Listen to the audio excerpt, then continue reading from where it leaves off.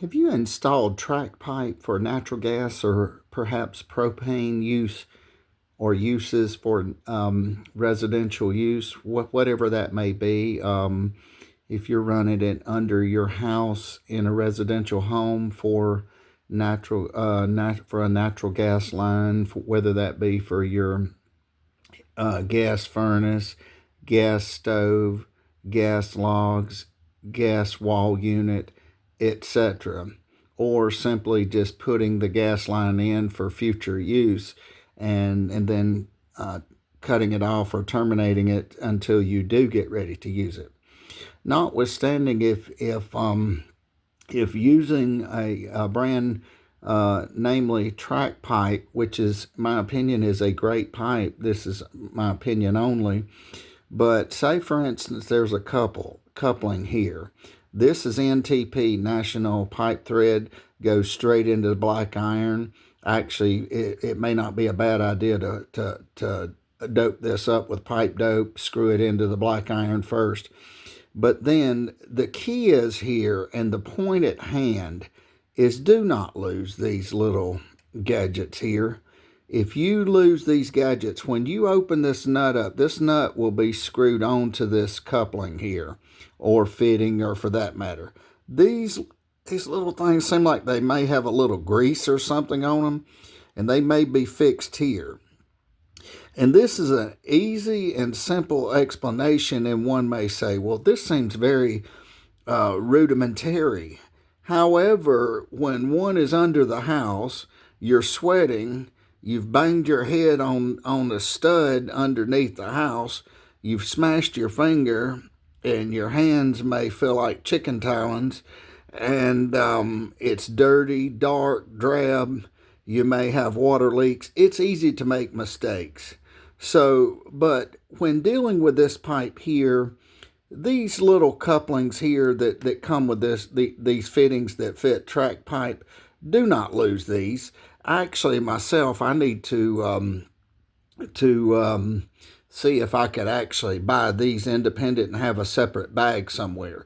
Because even if you lose one, it's not a good idea to put this pipe here, because you need both of these. Otherwise, the natural gas is going to leak.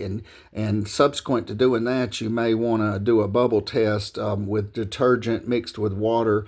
Spray it on the fittings. If you see a bubble, then you know either the fitting needs to be tightened, you need more pipe dope, or perhaps, hopefully, you haven't left one of these out.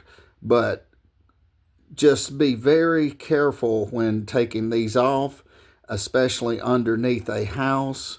And if you have a couple other fittings, one suggestion may be, say, if you have a couple of these other fittings, they're not cheap. They may be about $10, $12, $15 a piece. The tees can even get up to, say, around maybe $20 to $30. I'm not certain. One would have to look up the prices. But it may not be a bad idea to take another fitting with you, or take another fitting apart and keep a couple of these in your pocket in case you lose one of these, so you can add it to it. But you're going to need both of these to go onto this thread right here. This cap will go on first, because if you put these on first, the cap's not going to go on. The cap needs to go on first in this order. Well, you need to cut the pipe correctly first, but then subsequent to doing that, put the cap on, and then put each one of these in this groove here. And once you do that, pull the pipe forward. Sometimes it's easy too to put two of them here and pull the nut up, and one of them kick out on you. So just make sure they're seated well before you put the nut up, before you screw it onto the coupling.